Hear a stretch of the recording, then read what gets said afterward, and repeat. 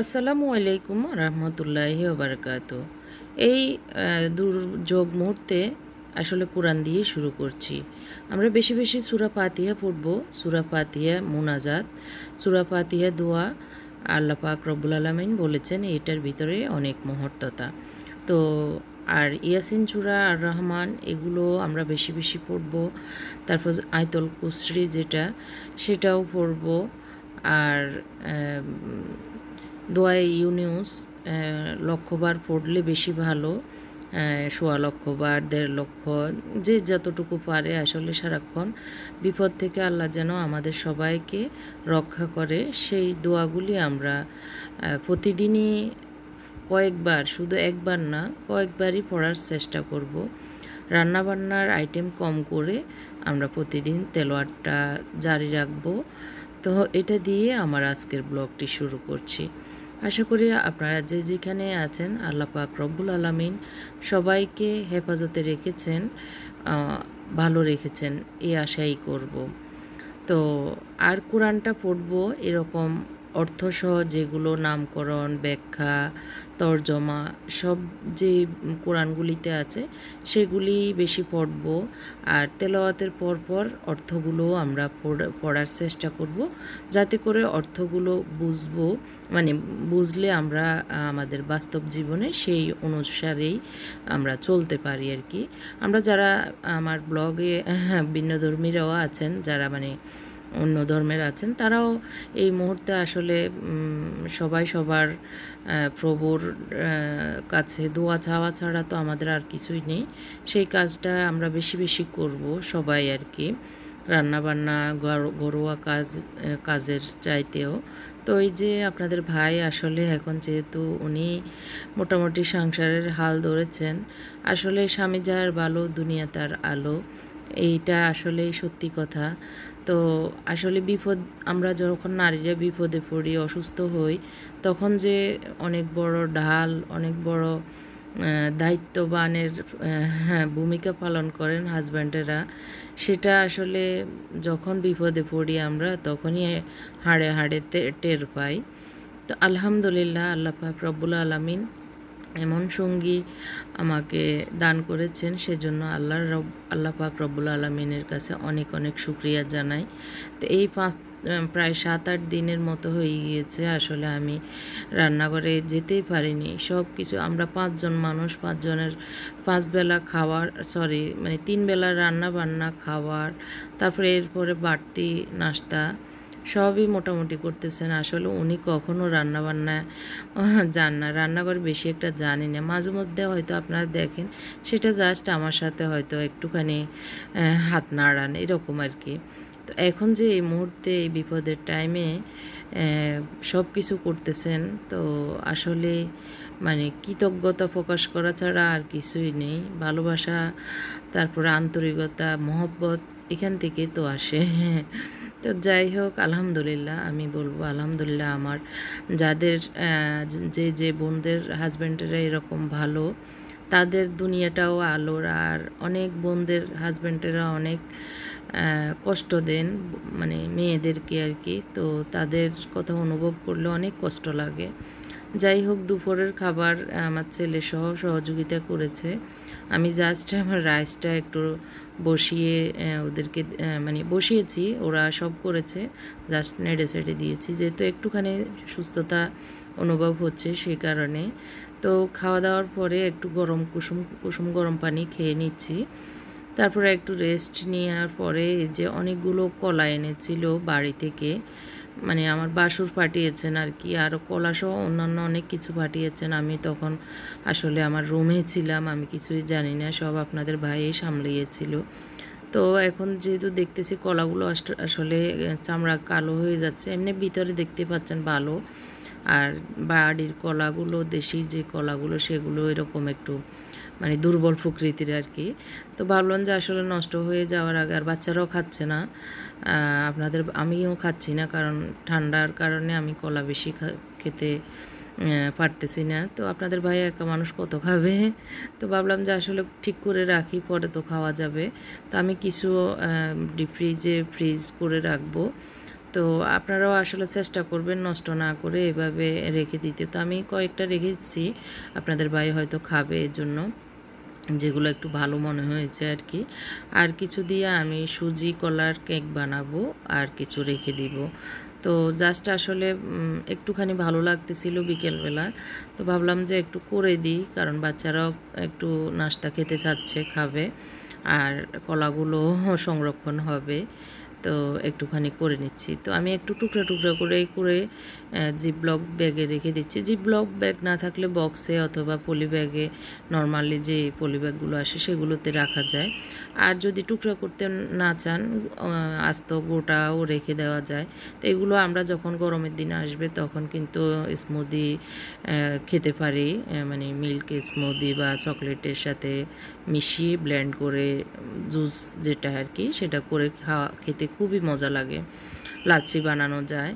তো মানে সময় মতো কাজে লাগবে, মেহমান আসলে ঝটপট করে দিতে পারবো। কিন্তু এখন যদি আমি এটা না করতাম, সবগুলো কিন্তু আপনাদের ভাই ফেলে দিত। উনি আবার এসবের ব্যাপারে অনেক তৎপর, কোনো কিছুই আসলে বেশি দিন রাখতে চায় না, একটুখানি কিছু হলেই ফেলে দেয়, এরকম আর কি। তো যাই হোক, রেখে দিচ্ছি। এই যে এভাবে ডিপ ফ্রিজে থাকবে, শক্ত হয়ে যাবে, ঝরঝরা হয়ে যাবে।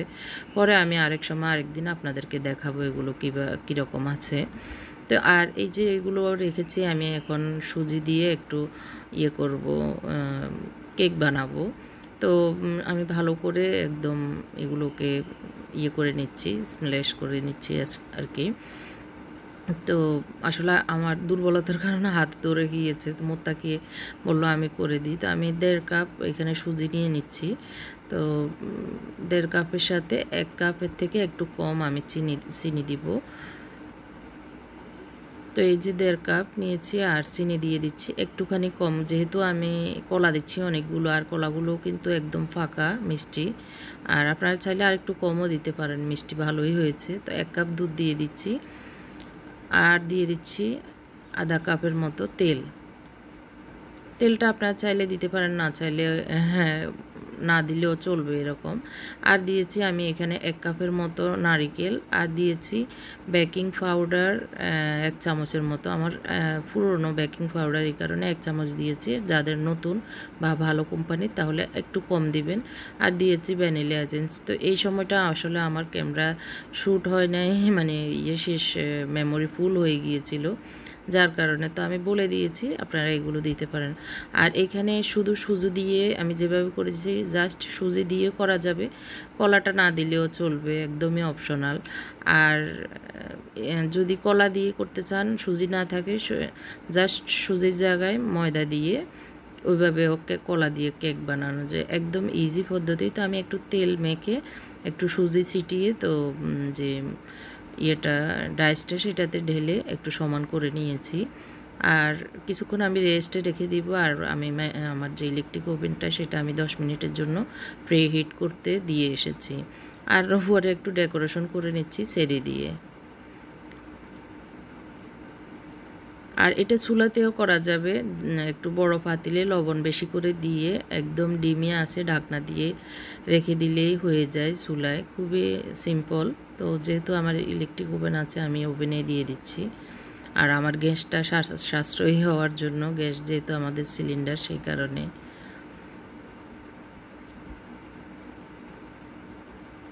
আমি 20 মিনিটের জন্য 180 ডিগ্রিতে দিয়ে দিয়েছি।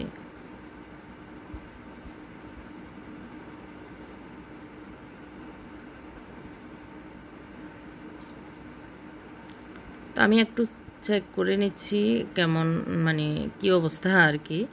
তো একটু দেখছি মোটামুটি হয়ে গিয়েছে। তো আমি আরও 5 মিনিটের জন্য রেস্টের জন্য দিয়ে দিব। 5 মিনিট আর একটু হোক, তারপরে আমি বের করে নিব। বন্ধ করে দিয়েছি, জাস্ট রেস্টের জন্য 5 মিনিট দিয়ে দিয়েছি।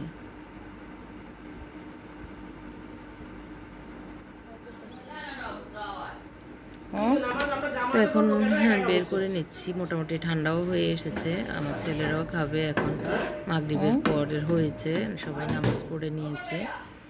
আর বেশি বেশি কোরআন তেলাওয়াত বাচ্চাদেরকে নিয়ে পড়লে, বাচ্চাদের দোয়া আল্লাহ পাক রব্বুল আলামিন বেশি কবুল করবেন, কারণ তাদের সাথে ফেরেশতা থাকে অবুঝ অবস্থায়। তো আল্লাহ সবাইকে সবার দোয়া কবুল করুক, এই বিপদ মুসিবত থেকে আমাদের সবাইকে আল্লাহ পাক রব্বুল আলামিন উদ্ধার করুক, এই দোয়া করি। কবে যে আমরা আবার স্থিতিশীলতায় আসবো আসলে চিন্তা করলে খুবই মানে লাগে, চিন্তা লাগে আসলে। তো এই যে অনেক সুন্দর অনেক মজা হয়েছে নারিকেল দেওয়াতে, নারিকেলটা খুবই ভালো লাগতেছে। আর এটার উপরে আপনার চাইলে আধা কাপ পানি আধা কাপ চিনি দিয়ে শিরা করে উপরে দিয়ে দিতে পারেন সফট হওয়ার জন্য। তো আমরা আসলে সফট খেতে ভালো লাগে না, আমার ছেলেরা একটু মুসমুসে খেতে মানে একটু ড্রাই পছন্দ করে, তো সেই কারণে আমি এভাবে রেখেছি।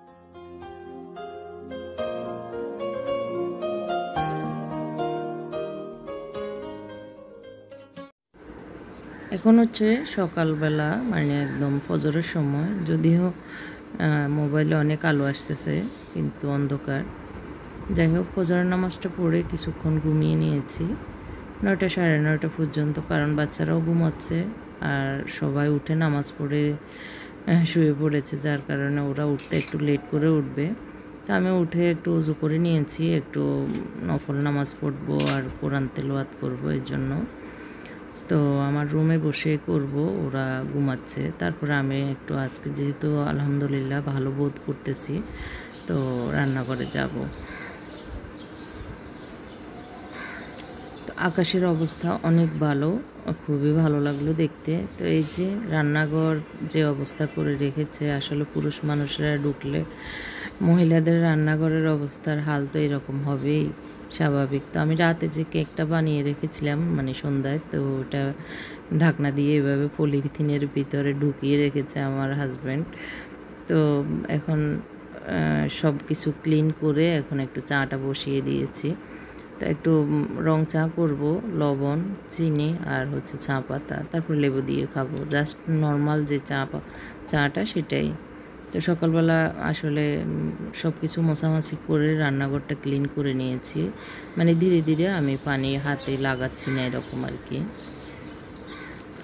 তো চাটা খেয়ে একটু হালকা নাস্তা করব, যেহেতু রাতের কেক আছে, সেটা দিয়ে একটু হালকা নাস্তা করে আজকের ব্রেকফাস্টটা শেষ করব। আর কিছুই খেতে ইচ্ছে করছে না, আসলে খাওয়ার রুচি নেই বললেই চলে এরকম। তো আজকের ব্লগটি কেমন লাগলো আমাকে কমেন্ট করে জানাবেন। আর যারা আমার চ্যানেলে নতুন, আমার চ্যানেলটিকে সাবস্ক্রাইব করেননি, আমার চ্যানেলটিকে সাবস্ক্রাইব করে পাশে থাকবেন। আর কলার টিপসটি যদি ভালো লাগে আপনারাও ট্রাই করবেন, উপকার আসবে আশা করি। আর বেশি বেশি কোরআন তেলাওয়াত এবং হাদিস অধ্যয়ন আমরা করব, আল্লাহর কাছে গুনাহ মাপ চাইব, এই আশা রেখে আমার আজকের ব্লগটি শেষ করব। তো আগে যে কেকগুলো রাতে বানিয়ে রেখেছিলাম সেগুলোকে একটু সংরক্ষণ করছি আর আমার নাস্তাটা রেডি করে নিচ্ছি।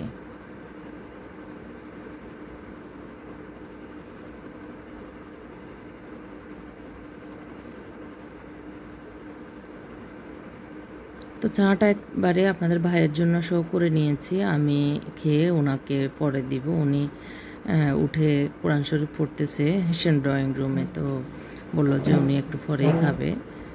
তো আমি আগে খেয়ে নিচ্ছি, আমার আসলে সব কিছু একটু করার পরে গলাটাও শুকিয়ে গেছে।